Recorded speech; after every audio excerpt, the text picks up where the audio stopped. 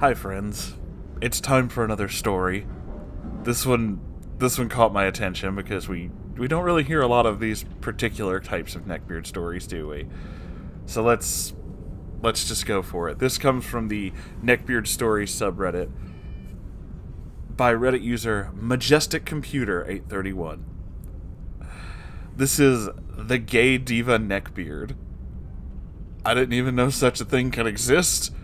But now I'm even more terrified than I was before, because my god, the Neckbeard virus is spreading.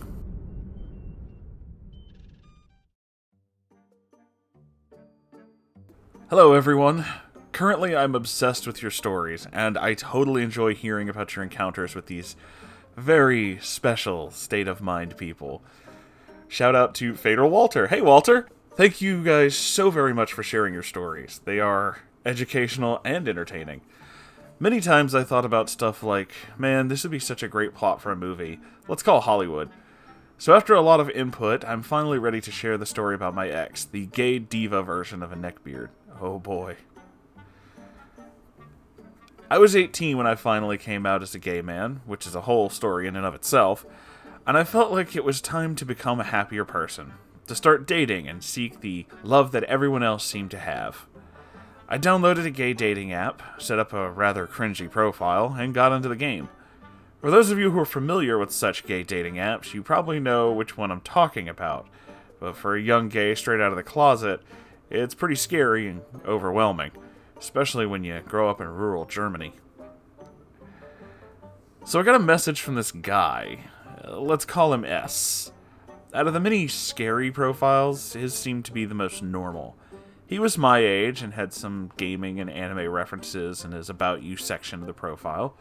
His pictures were cute. Big hazel eyes were the thing that first got my attention. S was rather short, about 5'5", but it's not really a problem for me. He had a different hair color in every picture, facial piercings, and a short beard on his neck and chin.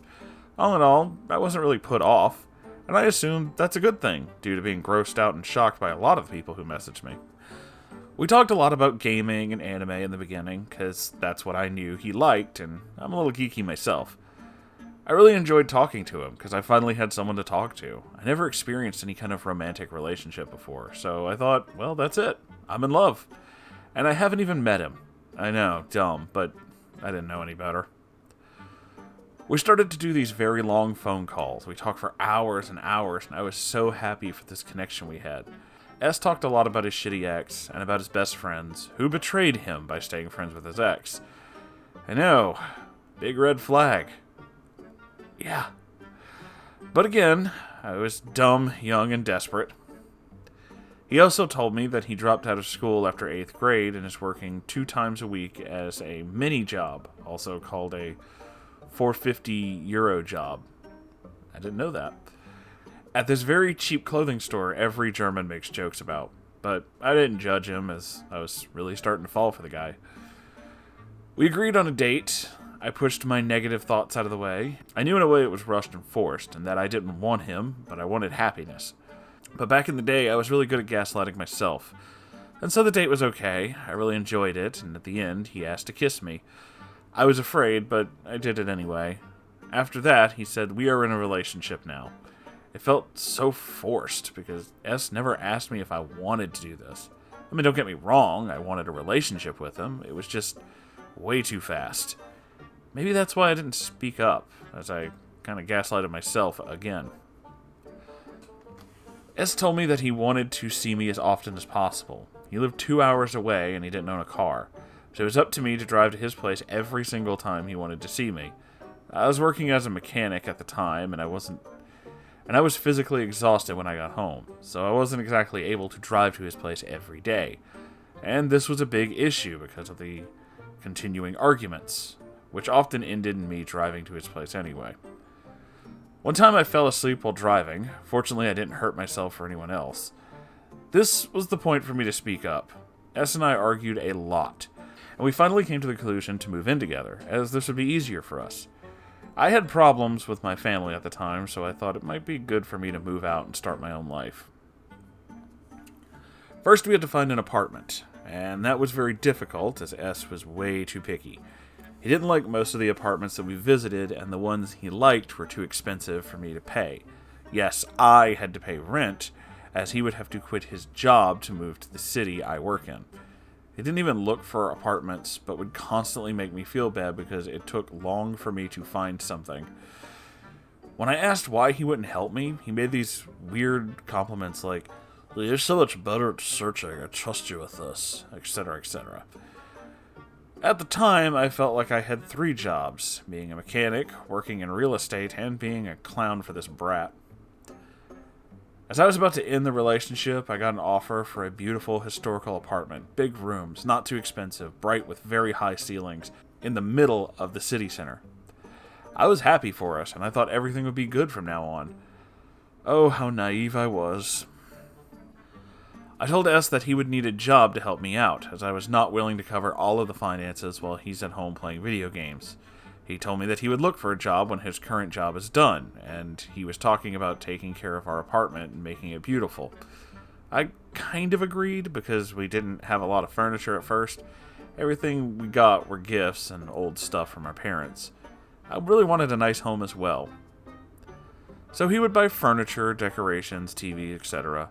I had to pay for everything, as he had no money to begin with. On top of that, he would neither cook or clean, so I had to take care of that as well. He also got me into buying plants, and not just any plants. He wanted the most exquisite and rare plants he could find, although I told him I'm bad at taking care of plants. S assured me that he would take care of them, and he forgot to water the €250 bonsai tree. Then he would accuse me for letting it die. Real classy. I told him that he should take care of the plants, and he said that I was dumb for paying €250 for such a fragile plant. He blamed me for the plant he wanted. Classic. Yeah. He would also spend my money for the newest games and merch and figurines and anime shirts and so on. That stuff can be very expensive, and soon I was at the limit. I spent all of my savings for our life. I finally got him into the idea of getting a job. He told me again that I'm much better at searching for things online, so I had to take care of that as well. I found him a job at a fashion boutique, but he got fired quickly as there was always money missing when he was there. He told me that his supervisor took the money and accused him, and I believed that. Somehow I managed to get him a job as a clerk at a bank, and he enjoyed working there. But more than that, he enjoyed talking about working there. He stuck up his nose very much and refused my mechanic job as being second class, even though I made a lot more money than he did, and he just started working there. And I know it sounds crazy for a guy with a bad reputation, without any degree, and even being a school dropout, to work at a bank. And believe me, I'm still surprised. It's a mystery to me as why they took him in. For this new job, he needed to get rid of his piercings, and he had to get his hair back to a natural color. This was a big issue for him, but after a lot of complaining and acting like a diva, he finally accepted it and did it. His new bank job was in the next big city over, and he constantly complained about taking the train to get to work every day. He was so unhappy that he had to wake up an hour and a half early to get to work, and made this very clear to me by not talking for days, etc. S came up with the idea of us moving to the city he works in, so it would be easier for him to get to work. I was skeptical, but he convinced me. I have a car, and it wouldn't be so bad to drive to work every day from me. He made these weird compliments again, stuff like, "Well, you're so much stronger than I am. You're used to driving a lot. I'm so proud of you that you do this for me. You're such a good person." Oh man, this guy's a real manipulator. So as before, I had to look for a new apartment in a city where good apartments are very hard to find and very expensive. It was just impossible to fulfill his standards, even with both of our salaries.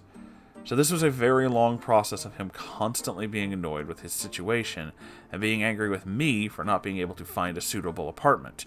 It was awful.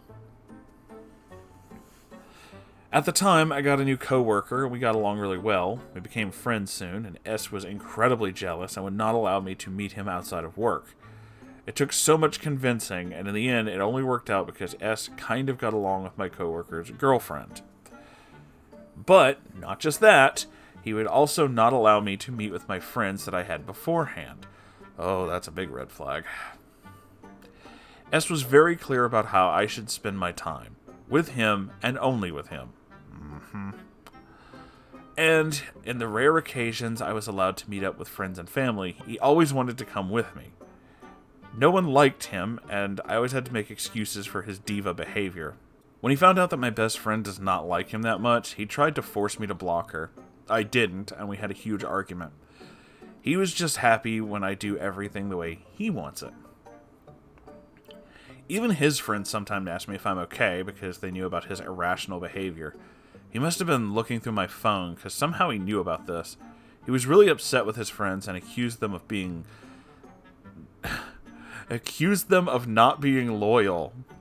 Wow. I always told them that I'm happy with him because I didn't want S to be upset. He distanced himself from his friends and me from my friends, and soon it was just the two of us. A few months of isolation, I got invited to my grandmother's birthday. I was so happy because I missed my family and looked forward to seeing them. My grandmother's an open-minded old lady, but back in the day, the whole gay thing, quote-unquote, was just a bit much for her. On top of that, she did not like S. That's why she only invited me, without inviting him. S was furious. He said that my family is homophobic, and I am as well if I go to the party. Wow. He even wanted my sisters, we'll call them A and L, to boycott our grandmother's birthday as a statement. Really, dude? My oldest sister, L, is queer herself, and has had some issues with our family about her sexuality, so she quickly joined us on our little boycott. He made a lot of really mean jokes about our family, and me and my sister felt bad. After that, he disliked my entire family, save for L. He directed most of his anger towards A, who had to struggle at the time, because she was pregnant while she was at university. S loved to point out that her pregnancy is God's way of punishment because she didn't take his side. What a fucking psycho. That is some seriously crazy shit. After a while, I managed to find a suitable apartment in the outskirts of our city where he worked. My mom insisted that he had to pay for the rent this time, because she knew that I was financially struggling and that he earns more than enough money because he loved to talk about his first-class job. They had many, many arguments, but in the end, he agreed on us dividing the rent in half. We moved there, and I hope that this will make him happy. I realized at the time that I don't want to be a mechanic for the rest of my life, and I want to go to university and become a teacher. S was not happy about that, because he relied on my income to live his best life. It would have been very difficult for us if I stopped working, but it would have worked out if he wouldn't buy all the new consoles and merch and so on. I paid for everything for 2 years. Now I thought maybe he would help me out this time. But no, he didn't allow that. He would even make me feel bad for trying to achieve my dreams because it would ruin his. So I kept being a mechanic. And being a mechanic comes with going on construction work. Most of the times it's just a day, but sometimes I just spend a few days abroad for building some kind of machinery. Once I had to go to France for a month. For most of my coworkers, this was sad, because they had to be separated from their family and loved ones. But for me, this separation felt more like a vacation, even though I had to work most of the time. We had some free days, and I enjoyed spending time with my coworker friend that I mentioned before. For S, that month was horrible, as he was all on his own without a personal cook, maid, ATM, clown, and so on. He called every single night and wanted to stay on the phone until morning. He was crying every single time. One day I was so exhausted I just hung up because I needed to sleep. He was furious and made up stories about me and my coworker. He claimed that I had cheated on him. Why else would I not want to have S on the phone all night long? He even got my coworker's girlfriend into believing it, so when we get home, she broke up with him. Wow, that's fucking evil. That rumor even made it into our work. Coworkers made fun of us, and we had to speak to the boss about what happened. I felt miserable, and I was so sorry for him. S just fucked up his life just because he was friends with me. S was happy when I came back and told me that he needs me and that he can't live without me anymore, and that this month showed him how much he really cares. He admitted that he always had this plan of finding someone who would save him and take care of him. But now, I am much more than his savior. I'm his man. Yes, he proposed. I never said yes, but I don't think that mattered to him. This fucking dude. Christmas came along, and he had a very specific idea of what I should buy for him as a present. Ez had a lot of things on his list, and every single item was expensive. When he asked me about what I want, I couldn't think of anything. For me, Christmas is about small things that show how much you know each other, surprise gifts, thoughts, cares, things like that. So I said that he should think of something. First, he was okay with that, but after a while he made comments like, "You make it so hard for me not saying what you want. Why can't I have a normal person as a boyfriend? You know, I want to give you something special, but you never say what you like." I mean, if you're in like an actual relationship and you know the person, shouldn't you also know that? And that might be true, as my whole life was circling around him. I wasn't a person anymore. In the end, I bought him a new game and the best collector's edition, his favorite perfume. I made this box with letters, why I love him. Thought maybe this box would help him when I'm on the job or construction or whatever. And I put a lot of work and love into making it. He liked the first two presents. Hated the box. Wow. He got me yet another video game that he ended up playing more than I did. 2 miserable months later, A finally had her baby girl, and S did not allow me to visit them. He again showed his dislike towards A and her infant. Really, dude? One day after work, I visited them, and when I told S, he became so jealous. S told me that he feels like this baby is more important to me than he is. You are jealous of an actual child. That's the most pathetic thing I've ever heard. Okay. And that he feels very underappreciated. Oh, cry me a river. He compared himself to a newborn baby, saying that he has done way more for me than her, and that he doesn't understand why I love her. I did not even know what to say. This whole situation felt so surreal. I began to realize how unhappy I am, and how unhealthy our relationship is. I wanted to give him the chance to change things, but every single time I mentioned things I was unhappy about, he called me a brat, or that I only care for myself, and that I should just break up when I am oh so unhappy. I tried many, many times to talk to him, but it always ended up like that. He told me that I am nothing without him and that I need him. Oh, God. But, I'll be honest, I was just so tired. After I reconnected with my old best friend, yes, the one I abandoned because of him, I regained a little personality. Because at the time, I was just an emotionless shell. Just the husk of a person I used to be. It felt really nice to talk to her about everything, and she gave me the strength to face him once more. He once more told me that I should break up if I'm so unhappy, but he also mentioned that I am not brave enough to do so. Guess what? I finally ended things after years of humiliation. 6 years after, and I'm a different person now. I'm living again, quit my job, started to go to university, and just being happy. I currently talk to a friend who is also friends with him. She told me that he has also quit his job, is unemployed now, moved back to his parents' house, and is waiting for another knight in shining armor to save him.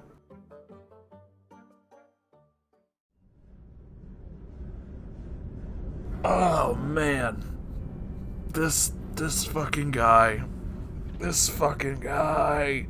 First off, it's refreshing to know, in a way, that this particular level of just narcissistic madness is a thing that affects just everyone.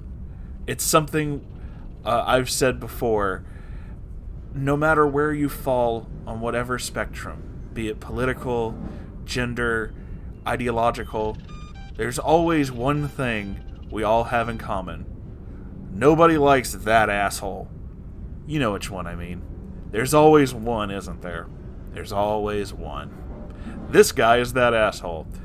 Just that level of pathetic bullshit gaslighting That whole, you can't do anything without me, and I demand all the attention, just straight up, yeah, no, diva is 100% an accurate term right here. That is just the fucking worst. Like, oh god, I've been exposed to that mentality and that kind of behavior on more than one occasion, and believe me, it is the kind of thing that just makes you want to slap the bastard. It's the most infuriating thing. But as a Majestic Computer put in this story, I don't know why I had to clarify that. We just heard this story. You know which one I'm talking about. They were also very young. And when you're very young, that tends to be a thing. Sometimes you don't make the best decisions. Sometimes bad things happen. But I am absolutely overwhelmed and happy that you are out of this situation and going to university, chasing your dreams, and going for that goal that you really want. That little shithead, is going to be living in the fucking basement just forever. Because that one has absolutely no goals, no drive, no purpose. Just wants someone to do for them. And that is just, honestly, that's just pathetic. It's just sad. If you want something, and it means something to you, you gotta fight for it. S won't fight for shit, because that's just the kind of person they are. But Majestic Computer, on the other hand, found that dream and is fighting for it. And that's awesome. Honestly, I know we've never met, but I'm proud of you. And I hope you achieve those dreams. I hope all of you achieve your dreams, because you guys are all awesome. But with that, that's the end of this video. Thank you so much for being here, everybody. If you would, please like, comment, subscribe. I have a Ko-Fi and a merch store. They kind of keep this channel going. And if you'd like to send me your own story, you can send it to r/Moonhorse Stories. I check it every day, so I'll see it. I love you all so very much, and I'll see you in the next episode. Goodbye, everybody.